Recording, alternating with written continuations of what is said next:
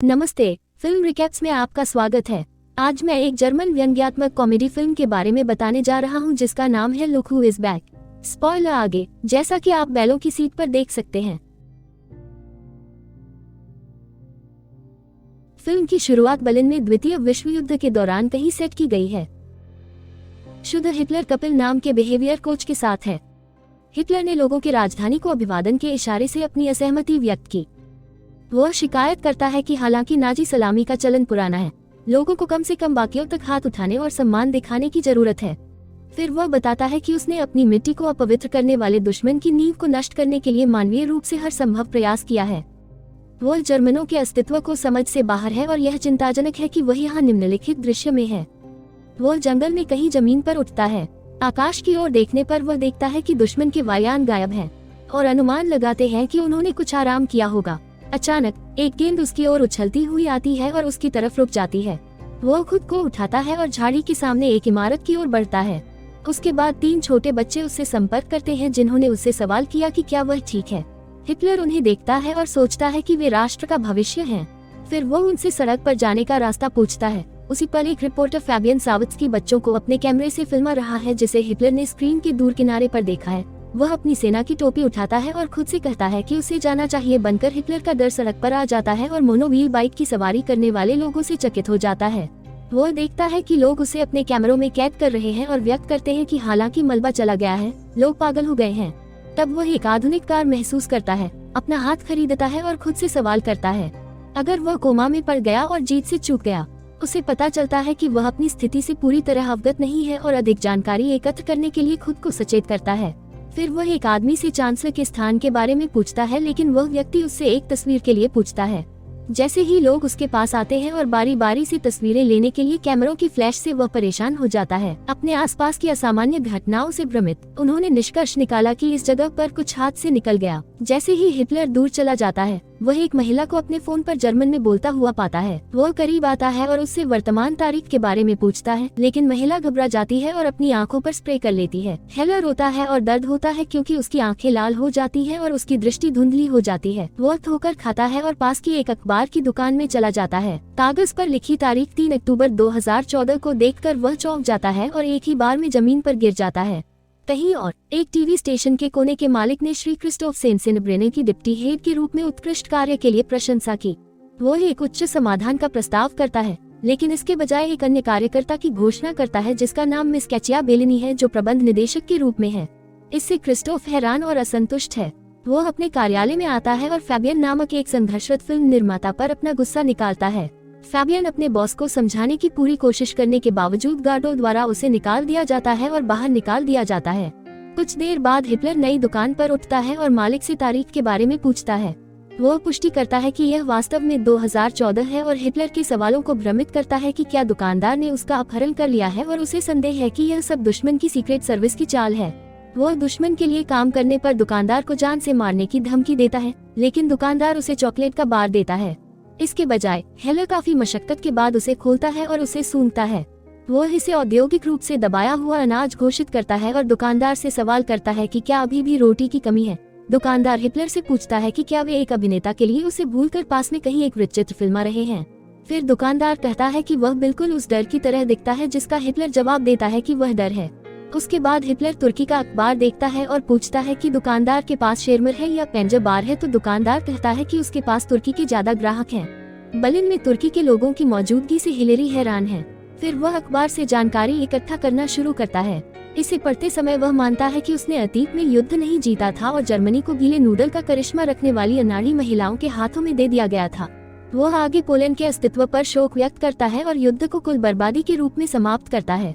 इस बीच Fabian football के बारे में अपने वीडियो रिपोर्टिंग को देखता है और इस तथ्य पर दुखी होता है कि उसे निकाल दिया गया था।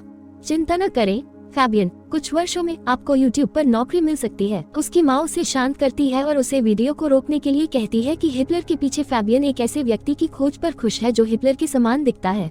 दुकान में वापस दुकानदार हिटलर से अखबार को एक तरफ रखने के लिए कहता है और हिटलर के बाहर खड़ा होने के लिए कहता है कि उसे काम करने के लिए कहा जा रहा है। दुकानदार ने हिटलर को बदबू के लिए अपने कपड़े साफ करने का सुझाव दिया। फिर वह कपड़े धोने की जगह पर जाता है और उन्हें अपनी वर्दी साफ करने के लिए कहता है। हिटलर पूछता है कि क्या उनके पास दूसरी वर्दी है, क्योंकि वह नग्न होकर नहीं चल सकता। हिटलर यह नहीं समझता कि वह अब आधुनिक जर्मनी में है और नग्नता कोई बड़ी बात नहीं है।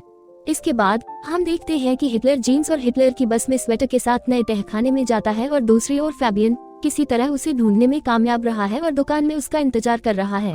हिटलर को देखने के बाद वह अपनी शक्ल देखकर हैरान है। फैबियन हिटलर से पूछता है कि क्या वह उसे फिल्मा सकता है, क्योंकि वह आधुनिक जर्मनी के माध्यम से मार्च करता है।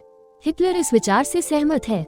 फैबियन अपनी माँ से कुछ नकद और एक कार लेता है और हिटलर के साथ अपनी यात्रा शुरू करता है, एक होटल में समाप्त होने के लिए, जहां हिटलर टेलीविजन देखकर खुश हो जाता है। उसके बाद उन्होंने फैबियन प्रस्तुति में राजनीति के बारे में बात करने का फैसला किया। वो कई जगहों पर जाकर लोगों से राजनीति पर उनके विचार पूछते हैं। साक्षात्कारों के बाद उन्होंने पाया कि उनकी अनुपस्थिति के दौरान लोगों पर लोकतंत्र का कम से कम प्रभाव पड़ा। वो असंतोष का निरीक्षण करते हैं और लोगों में क्रोध को दबाते हैं, जो उन्हें 1930 के दशक की याद दिलाता है, जब लोगों के विचार समान थे लेकिन राजनीतिक मोहभंग शब्द का अभाव था। लोग हिटलर को देश में अप्रवासियों की समस्या के बारे में बताते हैं, जिससे हिटलर ने अपने विचार को आगे बढ़ाया कि जातियों को मिलाने से काम नहीं चलता। बाद में फैबियन हिटलर से उसकी अनोखी मूंछों का स्रोत पूछता है। हिटलर ने जवाब दिया कि उसने अपनी मूंछों को एक ऐसे आकार में काट दिया जो गैस मास्क पर फिट बैठता है। थोड़ी देर बाद आप एक ऐसे खेत में पहुंच जाते हैं जहां हिटलर को कुत्ते ने काट लिया। वह गुस्से में है और जानवर पर गोली मारता है। फैबियन उसे डांटता है और बंदूक पकड़ लेता है। जैसे जैसे यात्रा चलती है, फैबियन के पास अंततः नकदी खत्म हो जाती है, लेकिन वह एक योजना के बारे में सोचता है और राहगीरों को हिटलर द्वारा उनके रेखा चित्र बनाने के लिए मना लेता है। हिटलर को अंततः अपने रचनात्मक पक्ष का प्रदर्शन करने और व्यंग्यात्मक चित्र बनाने के लिए मिलता है, जो लोगों को अजीब लगता है और इसके लिए भुगतान करना पड़ता है। पर्याप्त धन इकट्ठा करने के बाद वे अपनी यात्रा जारी रखते हैं। बैक इन टाउन फैबियन ने हिटलर को क्रिस्टोफ को एक क्लिप दिखाया। वीडियो को बहुत सारे व्यूज मिले क्योंकि फैबियन ने इसे इंटरनेट पर अपलोड किया है। क्रिस्टोफ वीडियो पर बड़ी संख्या में देखे जाने से प्रभावित है। वह मिलने के बाद फैबियन से हिटलर का नाम और संपर्क नंबर मांगता है और क्रिस्टोफ को हिटलर के पागल होने का संदेह होता है और फैबियन को उसे अपने कार्यालय से दूर ले जाने के लिए कहता है। जाने से पहले हिटलर निर्देशक के कार्यालय में प्रवेश करता है और उसे जर्मनी को अपने साथ बचाने के लिए कहता है। इस विचार से दिलचस्पी लेने वाली बेलिनी उससे योजना के बारे में पूछती है। वह जल्दी से अपने सहायक से हिलेरी के विचार फैबियन को सुनने के डर को प्रसारित करने के लिए एक उचित टीवी प्रारूप तैयार करने के लिए कहती है। फिर क्रिस्टोफ को उसे अपनी नौकरी वापस देने की धमकी देती है, अन्यथा वह हिटलर को दूर ले जाएगा। यह सुनकर क्रिस्टोफ उसे एक किचन बॉय बना देता है। जब एक नया संपादकीय पोस्ट खुलता है तो वह उसे बढ़ावा देने का वादा करता है। मुझे लगता है कि किचन बॉय इंटर्नशिप से बेहतर है। कुछ समय बाद हिटलर ने टीवी स्टूडियो में एक टेबल दी है। क्रिस्टोफ ने कार्ल मायर को कंप्यूटर के इस्तेमाल में हिटलर की मदद करने के लिए बुलाया। हिटलर अपने दिनों के कंप्यूटरों को याद करता है और आविष्कार को सबसे महान क्रोम मालिक के रूप में लेबल करता है।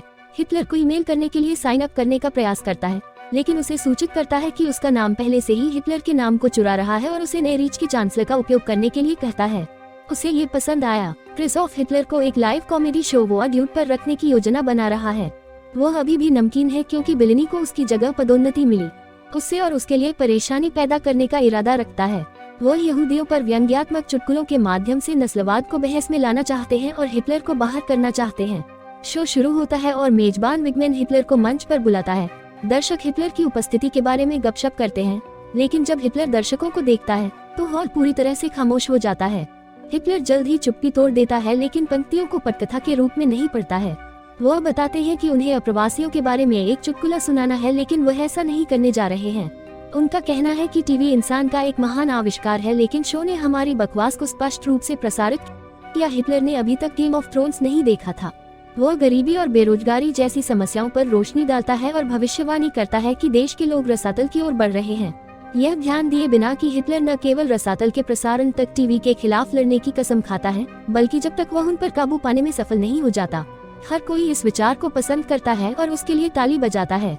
हिटलर की लोकप्रियता देखकर मेजबान विगमैन ईर्ष्यालु हो जाता है। बेलिनी ने क्रिस्टोफ से हिटलर को हर शो में प्रसारित करने के लिए कहा। क्रिस्टोफ अपनी योजना के विफल होने के कारण व्यथित है। निम्नलिखित दृश्य में हम देखते हैं कि हिलेरी कई टीवी शो में साक्षात्कार देती है और साझा करती है कि उनका मकसद जर्मनी को फिर से महान बनाना है। वाह, यह फिल्म अपने समय से आगे थी। उनकी लोकप्रियता बहुत बढ़ती है और वे कई लोगों और पार्टी के नेताओं से मिलते हैं। वह अपने विचारों को साझा करके उन सभी को आकर्षित करने लगता है। एक दिन हिटलर और फैबियन बर्लिन में एनपीडी मुख्यालय जाते हैं। उन्होंने बीरने को एनपीडी के संघीय अध्यक्ष के रूप में शपथ दिलाने का आह्वान किया और उनसे पूछा कि उनके उद्देश्य ने अब तक क्या हासिल किया है। हेलर ने उसे नीचा दिखाया और कहा कि उन्होंने काफी समय बर्बाद किया है और उनके शब्दों के कारण आंदोलन दशकों से स्तब्ध है। जब पुलिस और district attorney the TV studio में आते हैं तो क्रिस्टोफ उत्साहित और खुश हो जाता है। उन्होंने बताया कि वे यहाँ घृणा कानूनों के उल्लंघन का आरोप लगाने की शिकायत के लिए आए हैं। बिलिनी पूछती है कि उन्हें क्या करना है। जल्दी से क्रिस पॉप करता है कि उन्हें दर्शकों को रद्द करने की आवश्यकता हो सकती है। डी का कहना है कि वे बिलिनी पर प्रसारण जारी रख सकते हैं। राहत की सांस लेते हैं, जबकि क्रिस्टोफ ने अपनी मुस्कान को नकली बना दिया। जब डी ने क्रोमा को क्रिस्टोफ को एक पत्र सौंप दिया जिसमें हिटलर ने अपनी यात्रा में पहले कुत्ते को गोली मार दी थी। क्रिस्टोफ ने खुशी खुशी यह विश्वास करते हुए पत्र प्राप्त किया कि यह परेशानी पैदा करने का एक तरीका हो सकता है। इसके बाद हिटलर को एक टीवी कार्यक्रम में रखा जाता है जहां उससे युद्ध में उसकी विभिन्न भूमिकाओं के बारे में सीधे सवाल पूछे जाते हैं। हिटलर जवाब देता है कि वह लोगों तक पहुंचना चाहता है, लेकिन साक्षात्कारकर्ता उसे बताता है कि उसके सभी कार्यों को उचित नहीं ठहराया जा सकता है। वह उसे कुत्ते को गोली मारने की क्लिप दिखाता है। वीडियो दर्शकों को परेशान करता है। हिटलर गुस्से में है और उसे धमकी देता है कि वह उसके साथ भी ऐसा ही करेगा। वह आगे कहते हैं कि वह उनके स्टूडियो को टैंकों के लिए पार्किंग स्थल में बदल देंगे। लोगों की नकारात्मक प्रतिक्रिया देखकर क्रिस्टोफ खुश हो जाता है। विनाशकारी साक्षात्कार के बाद बिलिनी को निकाल दिया जाता है और क्रिस्टोफ को नए प्रबंधक के रूप में नियुक्त किया जाता है। उसके बाद हिटलर फैबियन के घर जाता है और उसके साथ रहने लगता है। वह नियति द्वारा लिए गए मार्ग पर मनोरंजन व्यक्त करता है और अपनी दूसरी पुस्तक लिखना शुरू करता है। किताब जल्द ही बाजार में आ जाती है। 3 महीने बाद टीवी स्टूडियो में हर कोई एक बैठक में बैठता है जहां कंपनी को जो भारी नुकसान हुआ है वह घृणास्पद है। क्रिस्टोफ का मानना है कि कौन से खंड उन्हें ट्रैक पर वापस लाएंगे, लेकिन एक कर्मचारी ने उन्हें सूचित किया कि उन्होंने अपनी नौकरी छोड़ दी है। शो हारने के लिए चयनित कर्मचारियों पर क्रिस्टोफ तनावग्रस्त और पागल हो जाता है। कर्मचारियों में से एक ने हिटलर को वापस लाने का सुझाव दिया, जिसमें क्रिस्टोफ को दिलचस्पी है कि वह फिर से हिटलर की तलाश करता है और फैबियन को प्रस्ताव देता है कि वह उस फिल्म में 1 मिलियन का निवेश करेगा जिसकी शूटिंग फैबियन और हिटलर कर रहे हैं। अगर बदले में वे उन्हें अपने टीवी स्टेशन पर फिल्म प्रसारित करने देते हैं तो हिटलर और फैबियन कोरोनवायरस हाउस में आते हैं जहां क्रोमोइस दादी हिटलर की पहचान करती है। वह दावा करती है कि हिटलर ने सभी लोगों का गला घोंट दिया और उन्हें मार डाला। वह उसे अपराधी कहती है और बाहर निकलने के लिए चिल्लाती है। कार में हिटलर साझा करता है कि वह क्रोमा के यहूदी होने पर आश्चर्यचकित है। वह यहूदियों को कम इंसानों को बुलाकर कम करना शुरू कर देता है। फैबियन हिटलर के कार्यों और उसके शब्दों को वापस सेट में निराश हो जाता है। फैबियन हिटलर को फिर से खेलने के लिए मिलता है कि वह उस स्थान पर कैसे पहुंचा जहां वह हिटलर से पूछता है कि जंगल में गेंद उसके पास आने से पहले क्या हुआ था, लेकिन हिटलर को यह याद नहीं है। बाद में रात में वह सेट से बाहर चला जाता है और कुछ ठगों से घिरा होता है। वे उसे जर्मनी वापस लेने और उसके चेहरे पर एक जोरदार झटका देने का कारण कहते हैं। जैसे ही हिटलर अपनी आंखें खोलता है वह खुद को बिलिनी के सामने एक अस्पताल में पाता है। उसी समय फैबियन उस वीडियो के फुटेज को देखता है जिसे उसने लड़कों और फुटबॉल के बारे में कैप्चर किया था। वह इसे करीब से देखता है और पाता है कि हिटलर वहीं से उठा था जहां से वह लेटा था। फैबियन इससे पहले जो हुआ उस पर चकित हो जाता है। वह जल्दी से उस स्थान पर जाता है और आपके बनकर के ऐतिहासिक स्थान को बताते हुए स्थान पर एक बोर्ड पाता है।